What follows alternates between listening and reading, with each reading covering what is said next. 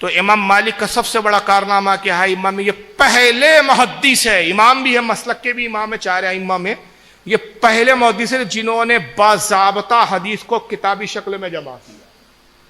امام مالک سے پہلے حدیثوں کو کتابی شکل میں لکھا نہیں گیا تھا۔ بعض صحابہ تھے جو کچھ حدیثوں کے اوراق میں لکھ لے، جیسے حضرت علی کے بارے میں آیا کہ ان کے پاس ایک مطلب کاپی بول سکتے ہیں، ایک ڈائری تھی جس میں حضور کی چند حدیثوں کو لکھ لیا تھا جو کچھ احکام اور وراثت کے تعلق سے تھے۔ ابو ہریرہ کے پاس کچھ اوراق تھے۔ ابو ہریرہ کہتے ہیں کہ مجھ سے زیادہ حدیث زیادہ محفوظ عبداللہ ابن عمر کے پاس ہے، اس لیے کہ وہ لکھ لیا کرتے ہیں۔ تو بعض صحابہ جو حدیث تھوڑی سی دشوار ہوتی ہے الفاظ کے اعتبار سے، یا جس میں کچھ ایسی گہری باتیں ہوتی کہ جو ان کو لگتا کہ شاید ہم یاد نہ رکھ سکے، اس کو نوٹ کر لیتے رہے، لیکن باضابطہ کوئی کتاب نہیں تھی۔ لیکن بہرحال جہاں تک حدیثوں کی حفاظت کا معاملہ ہے، حدیثوں کو محفوظ کیسے کیا گیا، تو میں عرض کر چکا کہ سب سے پہلے حدیث کی کتاب جس نے لکھی جس ذات نے، وہ کون ہے؟ امام مالک۔ امام مالک نے جب حدیث کی کتاب لکھنے کا ارادہ کیا تو ان کا ذہن یہ گیا کہ آج یادداشت بہت اچھے، اس زمانے میں سب سے بڑا عالم اسے مانا جاتا تھا جس کو سب سے زیادہ حدیثیں یاد ہوتی تھی۔ جو زبانی حدیثیں بیان کرے اسے عالم کہا جاتا تھا، جو پڑھے دیکھ کر بیان کرے لوگ اس کو اس وقت عالم نہیں سمجھتے تھے، وہ کہتے رہے یہ عالم نہیں ہے صاحب، یہ دیکھ کر بیان کرتا ہے، کاغذ کو یا کتاب دیکھ کے بیان کرتا ہے، اس کو عالم نہیں مانا جاتا تھا۔ اس چیز کو توڑنے والے سب سے پہلے امام مالک۔ انہوں نے کہا میں حدیث رسول پہ لکھوں گا اور کتابی شکل دوں گا۔ لوگوں نے اعتراض کیا اور ان پہ فتوے لگانے شروع کر دیے، کہا کہ تم بدعت رائج کر رہے ہو۔ صحابہ سے لے کر آج تک یہ طریقہ چل رہا ہے کہ کسی نے اس پہ کتاب نہیں لکھی بلکہ ایک دوسرے سے سنا، سماعت کی اور حدیثوں کو حفظ کیا ہے۔ آپ نے فرمایا کہ آج حافظے مضبوط ہے، ایک دور یہ آئے گا مجھے اندیشہ ہے کہ لوگوں کے حافظے کمزور ہو جائیں گے تو بہت ساری حدیثیں اور بہت سارا دین کا ذخیرہ ختم ہو جائے گا۔ اور دوسرا اندیشہ یہ ہے کہ جب اصل حدیثیں لوگوں کی یادداشتوں سے گم ہو جائیں گی تو لوگ معاذ اللہ حدیث کے نام پہ جھوٹ گڑنا شروع کر دیں۔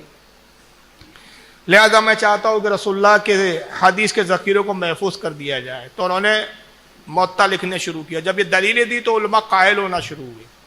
اعلیٰ حضرت فاضل بریلوی ایک مقام پہ فرماتے ہیں، البلفوظ میں آپ نے بیان کیا کہ اب علماء نے کہا کہ ہم بھی کتاب لکھیں گے۔ پہلے تو سمجھ نہیں رہے تھے، فتوے لگا رہے تھے، بعد میں کہا نہیں اب ہم بھی لکھیں گے۔ تو 100 ایسے عالم تھے اس زمانے میں، 100 ایسے محدث تھے اس دور کے کہ جو حدیث کی کتابیں لکھنے بیٹھے تھے۔ امام مالک کو اطلاع ہوئی، کسی نے خبر دی کہ پہلے تو آپ پہ اعتراض ہو رہا تھا لیکن اب خود ایسے 100 علماء کی تعداد ہم نے شمار کی ہے کہ جو خود کتاب لکھنے بیٹھ گئے۔ تو آپ نے فرمایا خدا کی قسم ان میں سے کسی کی بھی کتاب باقی نہیں رہے گی سوائے میری کتاب کی۔ کہا آپ یہ غیب کا دعویٰ کیسے کرتے ہیں؟ کہا یہ غیب کا دعویٰ نہیں ہے، بخدا ان کا لکھنا اور میرے لکھنے میں فرق ہے۔ یہ اس لیے لکھ رہے ہیں کہ ناموری ہو، ان کا نام ہو، اور میں اس لیے لکھ رہا ہوں کہ رسول اللہ کی حدیثوں کو محفوظ کر لیا جائے۔ میری نیت اور ہے، ان کی نیت اور ہے۔ اعلیٰ فرماتے وہی ہوا، وہ 100 علماء کی اس زمانے کی کتابوں کے آج نہ نام ملتے نہ وجود ملتے، صرف واقعہ کتابوں میں رہ گیا۔ اس دور کی امام مالک کی الموطا کے نام سے کتاب لکھی وہی موجود ہے اور اس کے علاوہ کوئی کتاب موجود نہیں، اور انشاءاللہ قیامت تک رہے گی۔ یہاں تک کہ جب امام شافعی رحمۃ اللہ علیہ کے پاس وہ کتاب پہنچی تو امام ابو نعیم رحمۃ اللہ تعالیٰ علیہ حلیۃ الاولیاء جلد 6 صفحہ 329 حدیث نمبر 8932 پہ نقل کرتے ہیں، ان ربیع بن سلیمان یقول سمعت الشافعی رضی اللہ عنہ یقول، حضرت ربیع بن سلیمان کہتے ہیں کہ میں نے امام شافعی کو یہ کہتے ہوئے دیکھا کہ امام شافعی نے فرمایا ما بعد کتاب اللہ تعالی کتاب اکثر ثوابا من موطا مالک، کہا کہ یہ کتاب جو امام مالک کی ہے یہ کتاب اللہ کی کتاب کے بعد سب سے زیادہ صحیح کی یہی کتاب موجود ہے۔ مطلب یہ کہ کتاب اللہ کے بعد، قرآن کے بعد اگر کوئی صحیح کتاب روئے زمین پر ہے تو وہ کون سی ہے؟ امام مالک کی موطا ہے۔ تاکہ اس کو سیاہ ستہ میں بھی ابتدا میں اس کو شامل کیا گیا، لیکن بعد میں پھر علماء نے اس کو سیاہ ستہ سے علیحدہ کر دیا، لیکن علماء کا ایک طبقہ وہ ہے جو موطا کو سیاہ ستہ میں شامل کرتا ہے اور نسائی اور ابن ماجہ کو خارج کرتا ہے۔ تو پھر امام مالک یہ پہلے شخص ہے، اور اس کے بعد پھر حدیث کی بہت کتابیں لکھی جانی شروع ہوئی، یعنی اس کی بنیاد رکھنے والے حدیث کی کتاب لکھنے کی امام مالک ہے۔ اس کے بعد پھر امام محمد ہے، انہوں نے بھی الموطا کے نام سے، موطا امام محمد کے نام سے مشہور ہے، انہوں نے لکھی، امام اعظم کے بھی شاگرد ہیں، امام مالک کے بھی شاگرد ہیں۔ 2 کتابیں ان کی بڑی مشہور ہے امام محمد کی، ایک الموطا، دوسرا کتاب الآثار۔ پھر اور کتابیں لکھی جانے شروع ہوئی، حدیث کی کتابوں کا بھی ایک چلن چل پڑا کہ اب حدیث کی کتابیں لکھنا شروع ہوئی۔ بنیاد رکھنے والے امام مالک تھے، یعنی اب قیامت تک جتنی حدیث کی کتابیں لکھی جائیں گی سب کا ثواب امام مالک کے بھی جو ہے نام اعمال کہ اس کو میں نے موجد اس کے جو ہے وہ امام مالک ہے۔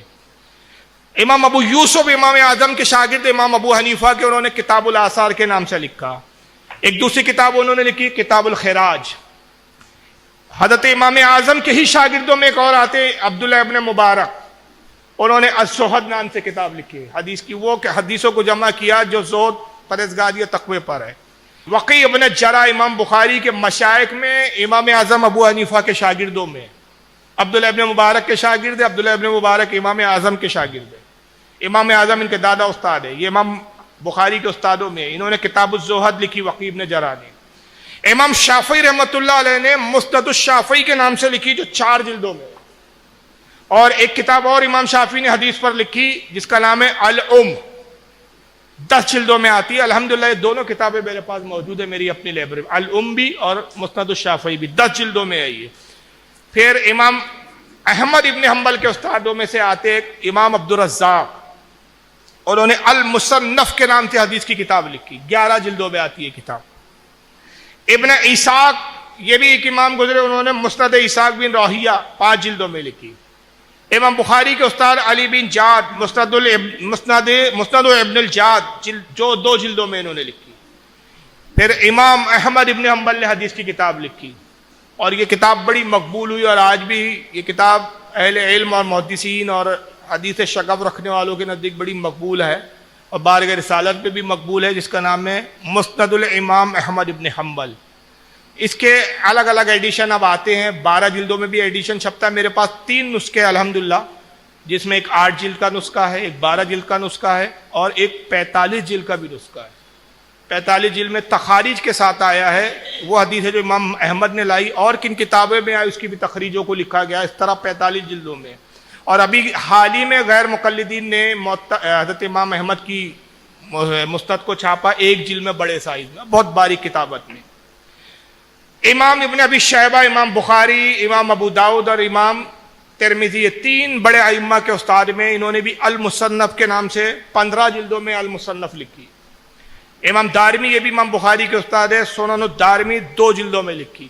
یہ وہ کتابیں تھی جو صحیح بخاری سے پہلے لکھی گئی، تو ایسا نہیں ہے کہ بخاری پہلی کتاب ہے ہمارا، یہ ہے کہ وہ بارگاہ رسالت میں مقبول ہوئی، جس احتیاط کے ساتھ امام بخاری نے لکھا اس احتیاط کی بنیاد پر وہ پہلے درجے پہ مانی جاتی ہے، ورنہ بخاری سے پہلے بھی بہت ساری کتابیں لکھی گئی۔